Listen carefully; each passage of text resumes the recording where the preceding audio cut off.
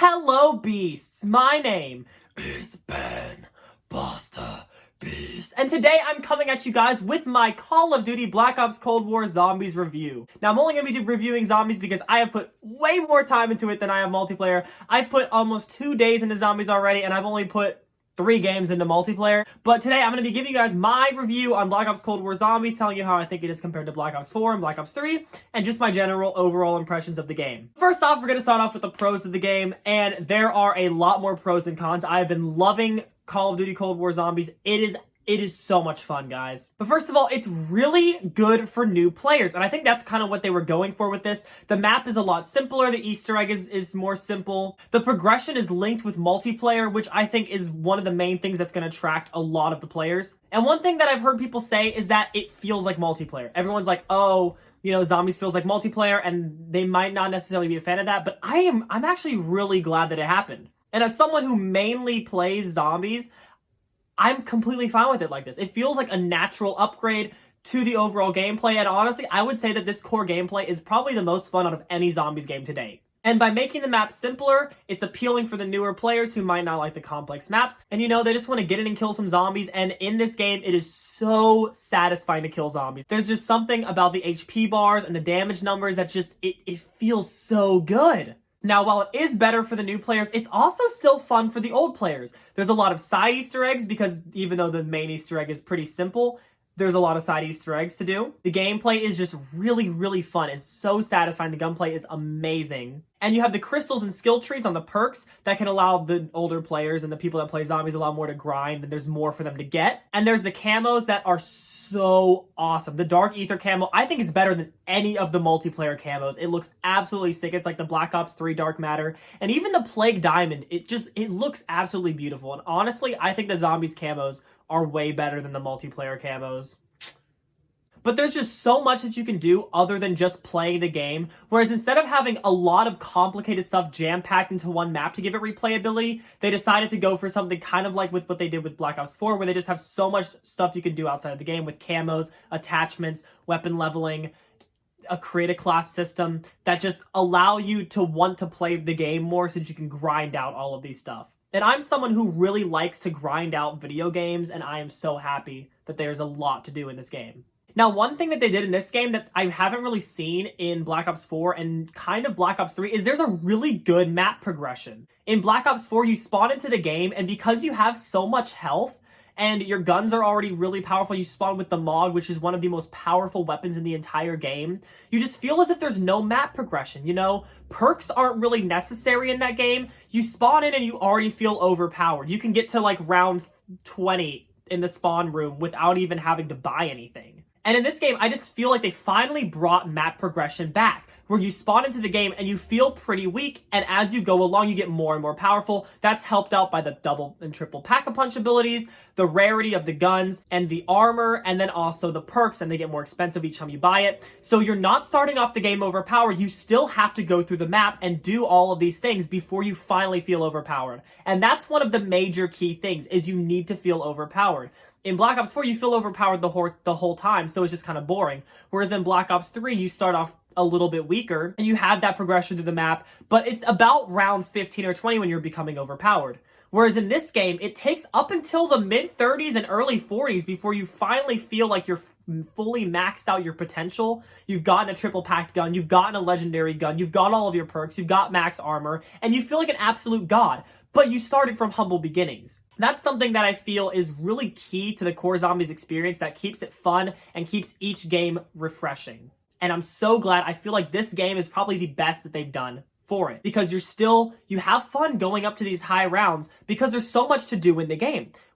Instead of having to do these side Easter eggs, you know, just going for the triple pack-a-punch, it takes a while to get set up, but it's not super tedious. Whereas with other games, you'll get set up by round 15 or 20. Some other things that I just really like in general, the score streaks and equipment I think are an amazing addition to the game. They add so much to it, and at first I wasn't a huge fan of them having to pick stuff up off the ground. It felt really cartoony and arcadey, but it has really grown on me, and honestly, I really like it. The equipment's really good in the higher rounds. The score streaks feel super nice to use. It's really cool. Then you also have the movement of this. The movement is different from any Zombies game. Zombies has always been very linear, and they want you to go through a certain pathway, whereas in this game you can just kind of jump over everything. There's not just random debris on like the side of a railing that you have to open before you can drop down. You can just jump over the railing, and I think that's such a cool aspect. One thing that a lot of people complained about in Black Ops 4 and Black Ops 3 was that you would always get caught on stuff, and in this game I don't find that at all, because you can just jump over a lot of the things that you would get caught on. Another thing is the exfil system. I wasn't really sure how I would feel about it at first, but it's definitely come to grow on me. It's a great way to just end your game and get some extra XP and some crystals. I think it's a really nice addition. And then also the story and info. The story hasn't really dug too deep of roots at this point, but I do really like the system that they're doing for like the info and the lore that you can get from like the trial system and just finding around the map. It really reminds me back in the days when you'd have to just find these random radios all over the map just to find out the story. And while I do wish that there was a little bit more stuff in the cutscenes with the storyline, kind of like how it was in Black Ops 3, so far I think the story is going in an interesting direction. Alright, so now we're going to get into the cons of the game. But first, one thing that I've been hearing a lot of people saying is that, oh, there's one map in this game, and there were 4 maps in Black Ops 4. This seems like a really obvious way that this game is just kind of like shorthanding us. And I understand where it's coming from, but you have to look at it this way. The 4 launch maps in Black Ops 4, only one of them was really good. 9 was the only map out of those that was like an actual really good map. Classified was okay, but it was Classified. And Voyage of Despair and Blood of the Dead, they just weren't really that good. Like, I'm sorry, they just kind of sucked booty. And then in this game, you have the main map, D Machine, which is, it's really good. It's really fun.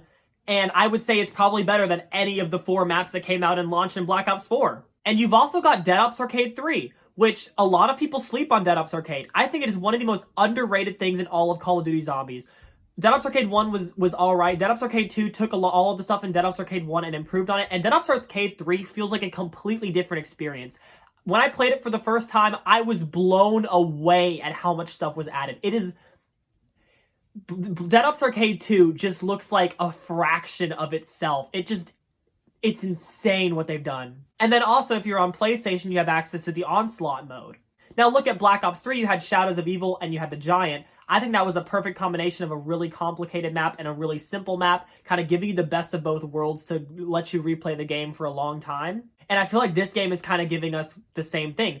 D Machine is definitely a bit more simplistic than Shadows of Evil is, but you've also got other things like Dead Ops Arcade 3 and Onslaught to keep you coming back, keep you involved in the game, and I don't really think that is boring. I would much prefer a D Machine level map over the 4 maps that were in Black Ops 4. Also, with one map, you're able to focus more on that map and get really invested into it, whereas with Black Ops 4, I feel like it was kind of fracturing the community between each map, and you weren't able to just dive into one of the maps and really get invested and find out all of the secrets of that. You're trying to balance that between 4 maps that are out at the same time, and it gets really, really difficult. But now, to the actual problems that I have with the game. My biggest problem right now with the game is that there is no ending cutscene. The intro cutscene was really good, and I think that one is a super high tier cutscene. You know, if they had ending cutscenes like that, I'd be super satisfied. But I mean, this feels like a step back from even the cardboard, like, comic cutscenes that were in the end of Black Ops 4 Zombies. I think that the fact that there's no ending cutscene, it really takes a lot out of the map,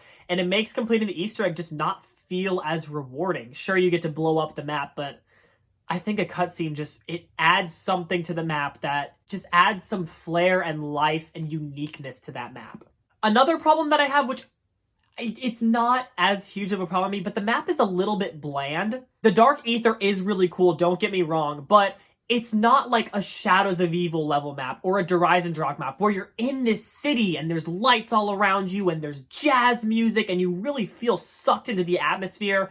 You're not in a medieval castle with dragons coming off the walls and crazy bows. The map does kind of just feel like a facility map, but I don't really have that big of a problem with it. I wouldn't say that the map is in my top 5 or top 10, but the gameplay of the game itself is just so good. The map takes the back burner and just lets the gameplay really rise to the top. And I kind of think that's what they needed to do. I don't think they needed a super complicated map to start off the game with. I'm perfectly fine with this because you need to get into this new system, this new gameplay, and how everything works before you can really delve in to getting complicated stuff in the game. Another problem that I have is that the boss is kind of OP. They're probably going to nerf him within the next couple of weeks, but that's just one of my problems, is that in the higher rounds, the boss, he's a little bit powerful. He's bullet spongy. I feel like I'm playing Destiny, having to load bullets into him to kill him. Another kind of minor problem that I have is that the wonder weapons are a little bit lackluster. They're not as powerful as the Black Ops 3 wonder weapons. They're definitely more powerful than the Black Ops 4 ones, don't get me wrong, but I just feel like, you know, the ray gun and stuff is just a little bit better. And then my final major problem with the game is that the XP system, I feel like it takes a really long time to level up weapons, and the devs even said that they've made it to where the higher the rounds you go, the lower XP you get from the zombies, which I just think is completely backwards. They said it was so that people couldn't abuse it. I don't think that that's a good idea at all. It makes you get punished, basically, for going for high rounds, and just kind of ridiculous in my opinion. And also, they have XP standardized to where whether you knife, get a headshot, or get a body kill, it gives you the same amount of XP, which I think is just absolutely ridiculous. I think Black Ops 3 and Black Ops 4 did it right. You get knife kills, you get more XP than you get a headshot, and a headshot gives you more XP than body kills. I don't know why they decided to go for this way, but they made it to where, you know, headshots and knives and body shots give you the same amount of XP. I don't know, it just kind of makes grinding for XP a little bit less interesting, and it just feels like it takes a long time, but I don't know. I'm sure they're probably going to change it in the future, but it does just feel kind of slow for zombies. But yeah, that's my review for the game. I would say that this is one of the best zombies we've ever had. I don't know if I would say it's better than Black Ops 3, simply for the fact that Shadows of Evil is my all-time favorite map of all time, and I just don't know if Die Maschine is able to rise up to that level. The gameplay, I would say, is definitely better than Black Ops 3 Zombies, but we're going to have to wait for the DLCs to come out to see if the tier of maps is going to also be able to rival Black Ops 3, because right now, Black Ops 3 Zombies maps are just a tier of their own. Like, you can't beat them. But this is definitely a better start than Black Ops 4. I'm having more fun than I would in Black Ops 2 or Black Ops 1. I think that this Zombies is starting off really, really strong, and I'm so excited for the future of Zombies. I think that the rest of this DLC season is going to be stellar. But yeah, Beasts, my name is Ben Buster Beast. Comment down below what you think of the game so far. I'd love to hear you guys' opinions. If you're liking the game, if you're not liking the game, tell me why. But yeah, bye.